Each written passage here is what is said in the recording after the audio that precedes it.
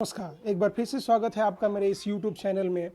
Exam point of view से जो army का एग्ज़ाम है उससे संबंधित जो पॉलिटी के कुछ इम्पोर्टेंट क्वेश्चन है, आज उस पर हम डिस्कशन करेंगे। तो आइए देखते हैं कि हमारा पहला क्वेश्चन क्या है। हमारा पहला क्वेश्चन है, मौलिक अधिकार संविधान के किस भाग में वर्णित है। मौलिक अधिकार जो है संविधान के भाग 3 में वर्णित है, और जो अनुच्छेद की हम बात करेंगे तो अनुच्छेद 12 से लेकर 35 तक इसका वर्णन है। अगर हम भाग 2 की बात करें तो ये नागरिकता से संबंधित है। अगर हम भाग 4 की बात करें तो ये नीति निर्देशक तत्व या डायरेक्टिव प्रिंसिपल से संबंधित है। अगर हम भाग 6 की बात करें तो ये राज्य के कार्यपालिका से संबंधित है। चलिए देखते हैं अगला क्वेश्चन। भारत का संविधान कब लागू हुआ। भारत का संविधान कब लागू हुआ। 26 जनवरी 1948, 26 जनवरी 1950, 26 जनवरी 1951, 15 अगस्त 1947। तो जैसा आपको पता है कि भारत का संविधान 26 जनवरी 1950 को लागू हुआ था। हालांकि ये 26 नवंबर 1949 को ही बनकर तैयार हो गया था, लेकिन इसे लागू किया गया 26 जनवरी 1950 को। और इस दिवस को हम गणतंत्र दिवस के रूप में मनाते हैं, जबकि 26 नवंबर 1949 को हम संविधान दिवस के रूप में मनाते हैं। चलिए आगे चलते हैं, अगला क्वेश्चन देखते हैं। भारतीय संविधान के प्रस्तावना में समाजवादी और धर्मनिरपेक्ष लोकतंत्रात्मक शब्द किस संविधान संशोधन द्वारा जोड़ा गया। तो ये जो शब्द जो मूल अपना प्रस्तावना था उसमें समाजवादी और धर्मनिरपेक्ष शब्द नहीं थे, ये दो शब्द जोड़े गए 42वें संविधान संशोधन 1946 में। ये जोड़े गए 42वें संविधान संशोधन 1946 में। अगला आते हैं, चौथा नंबर क्वेश्चन देखते हैं। निम्न में से कौन गैर संवैधानिक संस्था है। गैर संवैधानिक संस्था से तात्पर्य है कि वैसी संस्था जिसका वर्णन संविधान में न हो। ऐसी संस्था जिसका वर्णन संविधान के अनुच्छेदों में न हो वो क्या कहलाएगी, गैर संवैधानिक संस्था। तो ये गैर संवैधानिक संस्था जो है वो है योजना आयोग। इसका वर्णन कहीं संविधान के किसी अनुच्छेद में आपको नहीं मिलेगा। अगला, निम्नलिखित में से कौन सा लक्षण अपने स्रोत से गलत सुमेलित है। अब देखते हैं कि ये जो दिया हुआ है इसमें कौन सा गलत सुमेलित है। सबसे पहला है न्यायिक पुनरीक्षण ब्रिटिश परंपरा से। दूसरा है समवर्ती सूची ऑस्ट्रेलिया के संविधान। तीसरा है नीति निर्देशक सिद्धांत आयरलैंड का संविधान। और चौथा है मौलिक अधिकार अमेरिका के संविधान। तो इसमें पूछा गया है कि कौन गलत है, तो इसमें जो गलत है वो ये है न्यायिक पुनरीक्षण ब्रिटिश परंपरा से। जबकि न्यायिक पुनरीक्षण जो आर्टिकल 137 में है, आर्टिकल 137 में है, वो लिया गया है यूएसए से लिया गया है, यानी यूएसए के कॉन्स्टिट्यूशन से हमने ये लिया हुआ है न्यायिक पुनर्विलोकन जो 137 में है। यानी सर्वोच्च न्यायालय अगर एक बार कोई फैसला सुनाता है तो हम उसके फैसले को चुनौती नहीं दे सकते हैं, लेकिन उससे गुहार लगा सकते हैं कि एक बार पुनः विचार किया जाए। उसे ही न्यायिक पुनरीक्षण कहा जाता है। और ये हमने कहाँ से ली हुई है, हमने लिया हुआ है अमेरिका से। चलिए अगला क्वेश्चन देखते हैं। भारत का प्रथम विधि अधिकारी कौन होता है। अगर हम एक भारत की बात करें, अगर भारत एक देश के रूप में हम बात करें तो भारत का विधि अधिकारी कौन होगा, अटॉर्नी जनरल कहा जाता है अंग्रेजी में इन्हें। और वो जो भारत का प्रथम विधिक अधिकारी होगा वो होगा भारत का महान न्यायवादी। इसका वर्णन संविधान के 76वें अनुच्छेद में वर्णित है। चलिए अगला देखते हैं। संविधान बना तब कितनी अनुसूचियां थी। जब संविधान बना तो उस समय कुल मूल जो अनुसूचियां थी वो 8 थी, और वर्तमान में जो अनुसूचियों की संख्या है वो कितनी है, वो है 12। तो जब ये बना उस समय संविधान बना तब कितनी अनुसूचियां थी, तो वो है 8। तो इसका करेक्ट आंसर होगा ए। अगला है, भारत में मौलिक अधिकार किस अधिकार के माध्यम से सुनिश्चित किए जाते हैं। भारत में मौलिक अधिकार किस अधिकार से के माध्यम से सुनिश्चित किए जाते हैं? समानता का अधिकार, शोषण के विरुद्ध अधिकार, संवैधानिक उपचारों का अधिकार, शिक्षक शैक्षणिक व सांस्कृतिक अधिकार। तो इसका सही जवाब होगा संवैधानिक उपचारों का अधिकार। यही वो अधिकार है जिसके तहत भारत में मौलिक अधिकारों को सुनिश्चित किया जाता है, यही लागू कराता है अगर किसी को डिप्राइव किया जाता है उसके मौलिक अधिकार से। तो चलिए अगला क्वेश्चन देखते हैं। अगला क्वेश्चन है, निम्नलिखित में से कौन सा मौलिक अधिकार नहीं है? मौलिक अधिकार या मूलभूत अधिकार, इसका वर्णन संविधान के अनुच्छेद 12 से लेकर 35 तक है। इसमें 6 प्रकार के मौलिक अधिकार हैं। अब देखते हैं इसमें से कौन पूछा जा रहा है कि कौन इसमें से कौन मौलिक अधिकार नहीं है? समानता का अधिकार, स्वतंत्रता का अधिकार, शोषण के विरुद्ध अधिकार या संपत्ति का अधिकार। तो इसका जो सही जवाब होगा वो होगा संपत्ति का अधिकार। हालांकि संपत्ति का अधिकार पहले मूल अधिकार हुआ करता था, बाद में इसे लीगल राइट यानी विधिक अधिकार में तब्दील कर दिया गया और इसे 300 क अनुच्छेद में रख दिया गया। तो इसका सही जवाब होगा संपत्ति का अधिकार। अगला है, भारतीय संविधान का आत्मा किसे कहा गया है? प्रस्तावना, मौलिक अधिकार, मौलिक कर्तव्य या नीति निर्देशक तत्व। तो इसका सही जवाब है प्रस्तावना। प्रस्तावना ही वो है जिसे भारतीय संविधान का आत्मा कहा गया है। अगर ये सवाल थोड़ा सा टिपिकल कर देता और ये पूछता कि BR अम्बेडकर के द्वारा संविधान की आत्मा किसे कहा गया है, तो वो हो जाता संवैधानिक उपचारों का अधिकार यानी आर्टिकल 32। अगर इसमें BR अम्बेडकर के द्वारा पूछा जाता तब। वैसे संविधान की आत्मा प्रस्तावना है। अगला है, भारतीय संविधान में अब कितने मौलिक कर्तव्य हैं जो लागू होते उस समय? 10 थे। मतलब जब संविधान लागू हुआ था तो उस समय जो मौलिक कर्तव्य थे वो 10 थे। अभी जो इनकी संख्या है वो है 11। 11 मौलिक कर्तव्य हो चुके हैं और मौलिक कर्तव्य का वर्णन संविधान के भाग 4 क में वर्णित है। अगला सवाल है, राज्य के नीति निर्देशक तत्व का उल्लेख संविधान के किस भाग में है? राज्य के नीति निर्देशक तत्वों का उल्लेख संविधान के किस भाग में उल्लेखित है? तो ये होगा भाग 4 में है। 36 से लेकर 51 तक जो है संविधान के अनुच्छेद में इसका वर्णन है। राज्य का नीति निर्देशक तत्व या डायरेक्टिव प्रिंसिपल वो होता है जो राज्यों को बताता है कि कैसे एक लोक कल्याणकारी राज्य की स्थापना की जा सकती है या करनी चाहिए। चलिए अगला क्वेश्चन देखते हैं। गणतंत्र दिवस 26 जनवरी को क्यों मनाया जाता है? संविधान लागू होने के कारण, आज़ादी मिलने के कारण, महात्मा गांधी के जन्म दिवस के कारण, जवाहरलाल नेहरू के जन्म दिवस के कारण। तो इसका जो सही जवाब होगा वो होगा संविधान के लागू होने के कारण 26 जनवरी को हम क्या करते हैं? गणतंत्र दिवस मनाते हैं।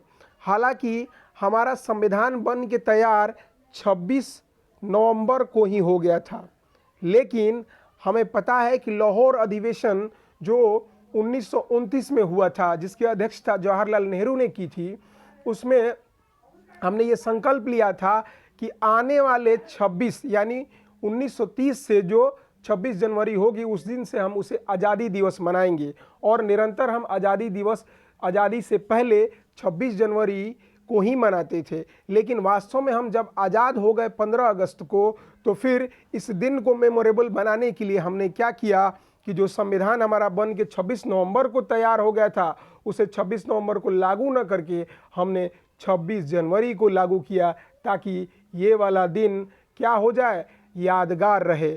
तो 26 नवंबर को हम संविधान दिवस और 26 जनवरी को हम गणतंत्रता दिवस मनाते हैं। अगला है, संविधान सभा के अस्थाई अध्यक्ष कौन थे? तो ये सवाल है, संविधान सभा जो कॉन्स्टिट्यूएंट असेंबली थी उसके अस्थाई अध्यक्ष कौन थे? सच्चिदानंद Sinha, doctor Rajendra Prasad, doctor BR Ambedkar, Pandit Jawaharlal Nehru. तो इसका जो सही जवाब होगा वो होगा doctor Rajendra Prasad. Doctor Rajendra Prasad constituent assembly या संविधान सभा के अस्थाई अध्यक्ष थे। चलते हैं, और जो अस्थाई अध्यक्ष थे वो थे सच्चिदानंद सिन्हा। सच्चिदानंद सिन्हा जो थे वो अस्थाई अध्यक्ष थे, और जो पहली मीटिंग हुई थी वो 9 दिसंबर 1946 को हुई थी। 1946 को पहली मीटिंग हुई थी। चलिए अगला क्वेश्चन देखते हैं। भारतीय संविधान के प्रारूप समिति के अध्यक्ष कौन थे? जो प्रारूप समिति थी उसके अध्यक्ष कौन थे? तो अगर प्रारूप समिति की बात की जाए तो इसके अध्यक्ष थे डॉक्टर BR अंबेडकर। चलिए अगला क्वेश्चन देखते हैं। भारतीय नागरिकों को प्रदान किए गए सभी मूल अधिकारों को निलंबित नहीं किया जा सकता है। निलंबित किया जा सकता है, किसी भी परिस्थिति में निलंबित नहीं किया जा सकता है। उपर्युक्त में से कोई नहीं। सभी का पूछ रहा है, सभी जो मूल अधिकार हैं निलंबित नहीं किया जा सकता है। तो इसमें क्या होगा कि सभी मूल अधिकार को किसी भी परिस्थिति में हम निलंबित नहीं कर सकते हैं। कुछ मूल अधिकार हैं जिन्हें हम इमरजेंसी में क्या कर सकते हैं, निलंबित कर सकते हैं, लेकिन किसी भी परिस्थिति में सारे अधिकार को निलंबित नहीं किया जा सकता है। योजना आयोग की स्थापना किस वर्ष की गई? योजना आयोग की स्थापना 1950 में की गई थी। अगला है भारत के मूल संविधान में कितने अनुच्छेद हैं? जो भारत का मूल संविधान है उसमें कितने अनुच्छेद हैं? तो मूल संविधान में 395 अनुच्छेद हैं, भाग 22 हैं, और जो अनुसूची होती है वो 8 है, लेकिन अब वो 12 हो गई है। अगला क्वेश्चन देखते हैं। भारत के राष्ट्रपति की आयु कितनी हो सकती है? भारतीय राष्ट्रपति की अधिकतम आयु कितनी हो सकती है? तो देखिए, न्यूनतम आयु तो 35 वर्ष निर्धारित है, लेकिन अधिकतम आयु कोई सुनिश्चित नहीं की गई है। यानी भारतीय राष्ट्रपति की कोई अधिकतम आयु सुनिश्चित नहीं की गई है। अगला है, राष्ट्रपति पद रिक्त हो जाने पर राष्ट्रपति का चुनाव कितने समय में करवाना होता है? यानी राष्ट्रपति का अगर पद खाली हो जाए तो राष्ट्रपति का चुनाव कितने दिनों के अंदर करा लेना चाहिए? तो वो है 6 माह के अंदर हमें राष्ट्रपति का चुनाव यानी चुनाव आयोग को करा लेना चाहिए। अगला सवाल है, भारतीय संविधान के अनुसार हमारे देश का प्रथम नागरिक कौन है? भारतीय संविधान के अनुसार हमारे देश का प्रथम नागरिक कौन है? प्रधानमंत्री, राष्ट्रपति, मुख्य न्यायाधीश, इनमें से कोई नहीं। तो ये क्या होगा? राष्ट्रपति होगा। राष्ट्रपति क्या होते हैं? भारत के प्रथम नागरिक होते हैं। इसीलिए जनगणना में सबसे पहले किसे काउंट किया जाता है? राष्ट्रपति को, और उसके बाद उनकी पत्नी को, या अगर महिला राष्ट्रपति हैं तो उनके पति को। तो यानी प्रथम नागरिक अगर भारत में कोई है तो वो कौन है? राष्ट्रपति हैं, और जनगणना में इसीलिए उनका नाम पहले काउंट किया जाता है। भारत के राष्ट्रपति का चुनाव करता है। अब भारत के राष्ट्रपति का चुनाव कौन करता है, ये सवाल है। तो आइए विकल्प देखते हैं। निर्वाचित सांसद व विधायक, सांसद विधायक मंडलों के सदस्य, भारत के नागरिक और सांसद। तो भारत के राष्ट्रपति का चुनाव मंडली में जो सदस्य होते हैं वो होते हैं निर्वाचित सांसद और विधायक, दोनों सदनों के। और विधायक का मतलब है कि राज्यों के विधानसभा के सदस्य जो निर्वाचित होते हैं। तो ये होगा, इसका आंसर ए होगा, यानी निर्वाचित सांसद और विधायक। अगला क्वेश्चन देखते हैं।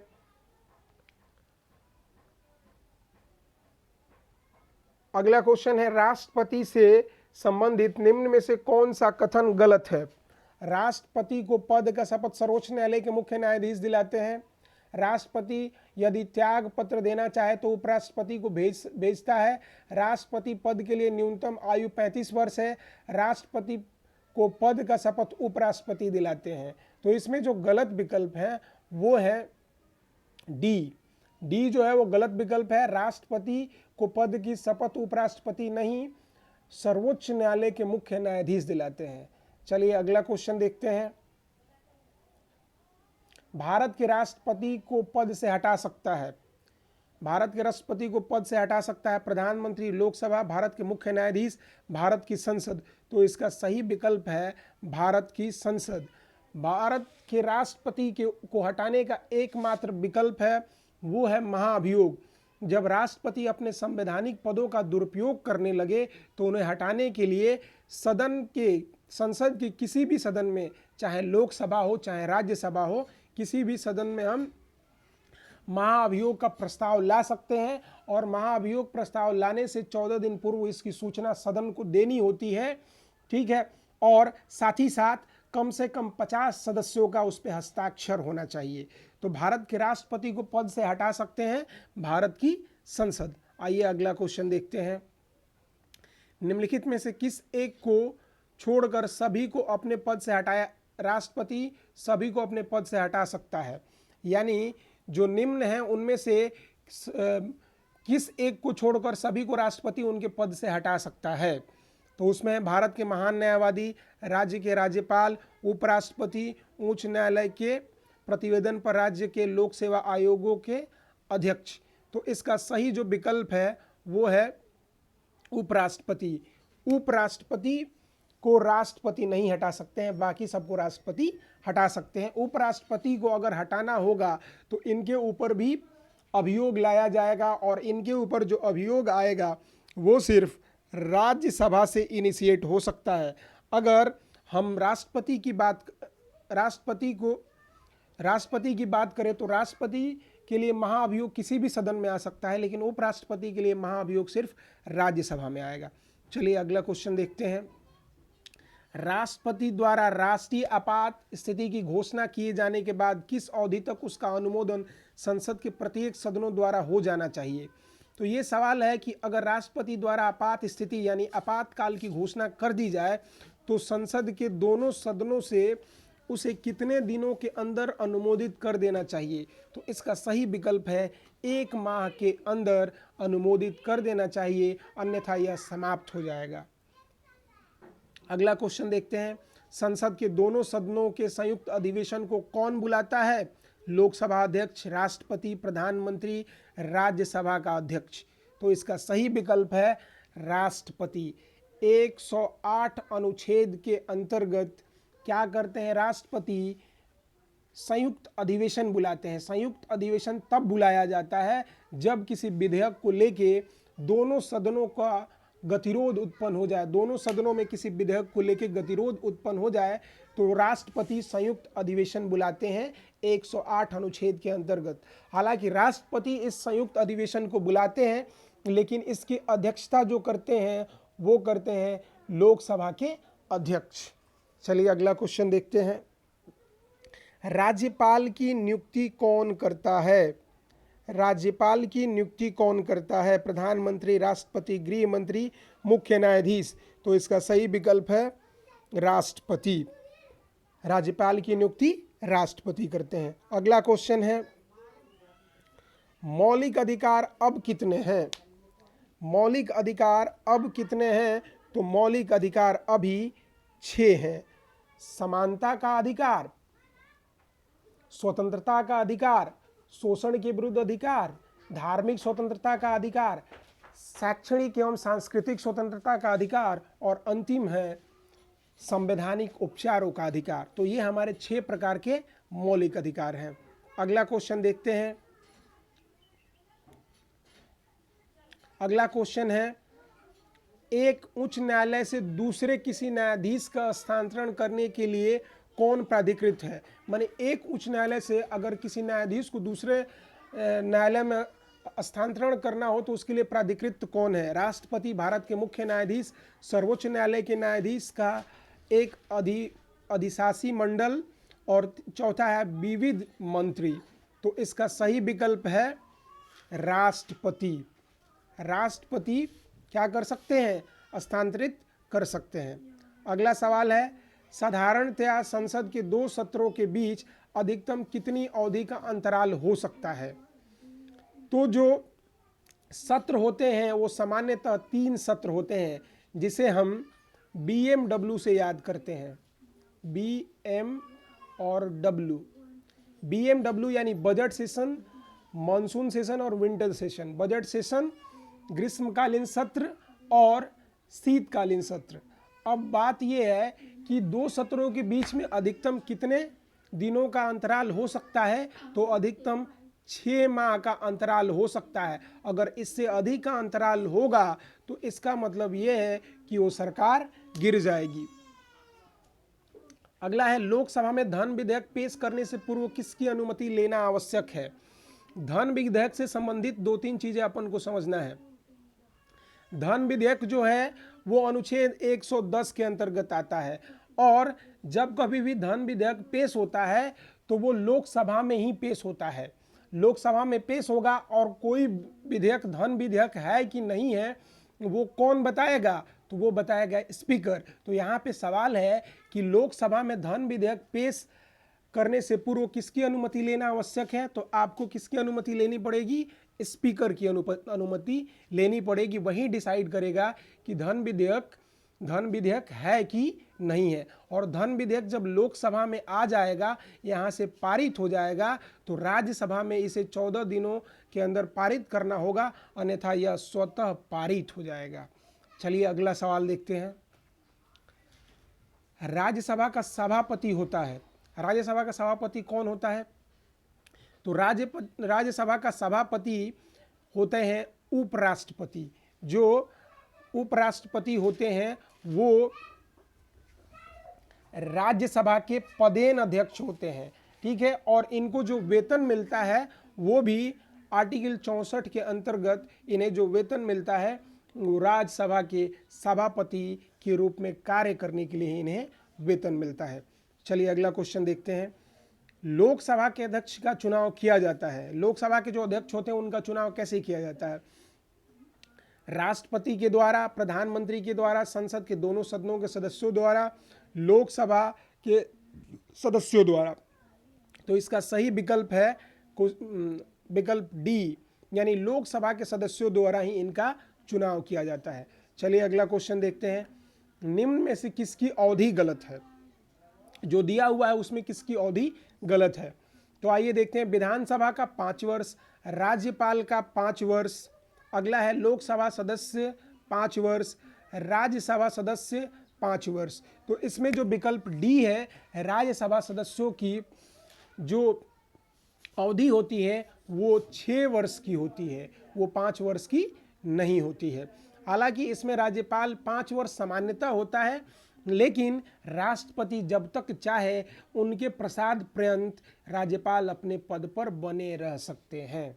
चलिए अगला क्वेश्चन देखते हैं। निम्न पदों की कम से कम आयु के लिए कौन सा युग्म गलत है। ये जो दिया हुआ है इसमें कम से कम आयु के लिए कौन सा युग्म गलत है। लोकसभा सदस्य 25 वर्ष सही है, राज्यसभा सदस्य 30 वर्ष सही है, विधानसभा सदस्य 25 वर्ष सही है, प्रधानमंत्री की उम्र 30 वर्ष, और यही गलत है, डी गलत है। जब आप लोकसभा के सदस्य बन सकते हैं, न्यूनतम आयु 25 वर्ष है, तो कोई भी प्रधानमंत्री बन सकता है जो सांसद हो, बशर्ते उसके दल को बहुमत होना चाहिए। अगर 272 सीट्स उसको आती हैं, जिस दल का वो व्यक्ति है जो 25 वर्ष का है, तो वो क्या बन सकता है, अगर उसे नेता चुना जाता है उस दल का, तो वो बन सकता है प्रधानमंत्री, वो 25 वर्ष का भी हो तो भी। तो न्यूनतम क्या हो सकता है, 25 वर्ष हो सकता है। आइए अगला क्वेश्चन देखते हैं। 61वें संविधान संशोधन के बाद मतदाता के लिए न्यूनतम आयु कितनी की गई। 21 वर्ष, 18 वर्ष, 15 वर्ष और 85 वर्ष। तो ये जो 61वां संविधान संशोधन है ये आया था राजीव गांधी के समय 1988 में, जिस समय राजीव गांधी ने भारत में कंप्यूटर को इंट्रोड्यूस किया था। कंप्यूटर को इंट्रोड्यूस करने के बाद भारत में इसकी बड़े स्तर पे आलोचना हुई थी।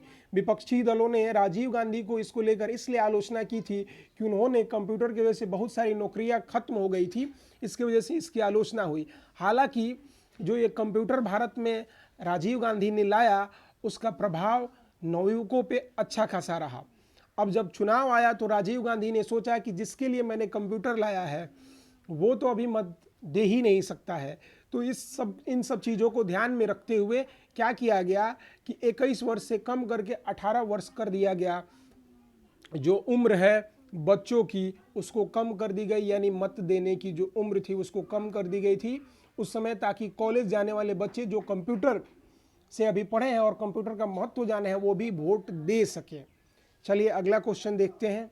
राज्यसभा सदस्य निम्न में से किसके द्वारा चुने जाते हैं? राज्यसभा सदस्य निम्न में से किसके द्वारा चुने जाते हैं? विधानसभा सदस्य, लोकसभा सदस्य, आम मतदाता और राज्य के मंत्रिमंडल। अब बात यहाँ है कि राज्यसभा के सदस्य कौन होते हैं? राज्यसभा के सदस्य जो होते हैं अपर हाउस के मेंबर होते हैं, यानी उच्च सदन के सदस्य होते हैं।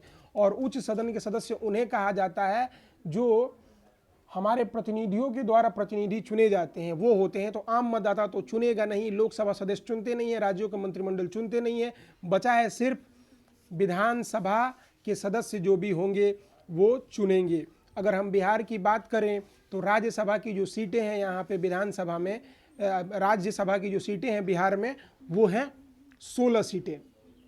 अगला सवाल है मुख्य चुनाव आयुक्त तथा चुनाव आयुक्तों की अवधि क्या है? यानी मुख्य चुनाव आयुक्त और चुनाव आयुक्त भारत में सीईसी और एक सीईसी और 2 ईसी होते हैं। इन्हीं के संदर्भ में ये सवाल है कि मुख्य चुनाव आयुक्त तथा चुनाव आयुक्तों की अवधि क्या है। तो आइए इसे देखते हैं। सबसे पहला विकल्प है 6 वर्ष, दूसरा है 65 वर्ष की आयु तक, तीसरा है 5 वर्ष और तीसरा है 6 वर्ष या 65 वर्ष की आयु तक जो पहले हो। तो इसका सही विकल्प है डी, 6 वर्ष या 65 वर्ष आयु तक जो पहले आ जाए। संविधान की प्रस्तावना हम भारत के लोग किसने लिखी? तो इसका सही विकल्प होगा जवाहरलाल नेहरू ने। अगला क्वेश्चन है विपक्ष के नेता बनने के लिए लोकसभा में किसी पार्टी को कम से कम कितने प्रतिशत सदस्य हों? लोकसभा के में विपक्ष का नेता बनने के लिए किसी भी दल को न्यूनतम 10% सीटें चाहिए, यानी लगभग 55 सीटें चाहिए। आज के कुल लोकसभा की सीटों की बात करें तो न्यूनतम 55 सीटें चाहिए। तो इसका सही विकल्प होगा 10। ये जो है विकल्प सही होगा 10। चलिए अगला क्वेश्चन देखते हैं। पंचायत अधिनियम में सरपंच पद की न्यूनतम आयु क्या है? सरपंच बनने के लिए आपको न्यूनतम आयु कितनी होनी चाहिए? 25 वर्ष, 21 वर्ष, 18 वर्ष या 30 वर्ष? तो इसका सही विकल्प है 21 वर्ष। अगला है पंचायती राज अधिनियम 1992 किस संशोधन द्वारा लागू किया गया? 17वां, 73वां, 75वां या 44वां? तो जो इसका सही विकल्प है वो है 73वां। 73वां में पंचायती राज अधिनियम और 74वां में नगर पालिका यानी नगर निगम अधिनियम बना था। चलिए अगला सवाल देखते हैं।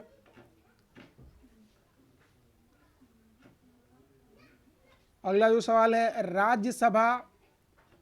राज्यसभा का सभापति होता है स्पीकर, उपराष्ट्रपति, राज्यसभा का उपाध्यक्ष, राष्ट्रपति।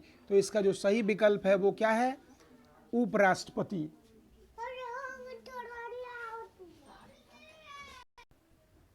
इसका सही विकल्प है उपराष्ट्रपति। उपराष्ट्रपति क्या होगा? सभापति होगा राज्यसभा का। चलिए अगला क्वेश्चन देखते हैं। अगला क्वेश्चन है लोकसभा के अध्यक्ष का चुनाव किया जाता है, किसके द्वारा किया जाता है? तो लोकसभा का अध्यक्ष का चुनाव लोकसभा के सदस्यों द्वारा किया जाता है। चलिए अगला क्वेश्चन देखते हैं।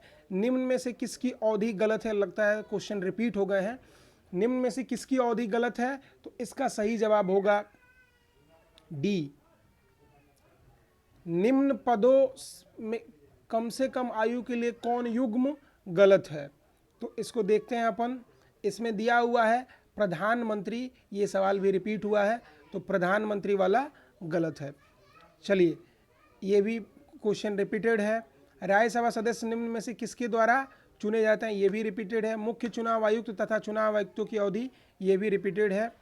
संविधान की प्रस्तावना, ये भी रिपीटेड है और ये भी रिपीटेड है। तो ये थे कुछ क्वेश्चन जो इम्पोर्टेंट थे।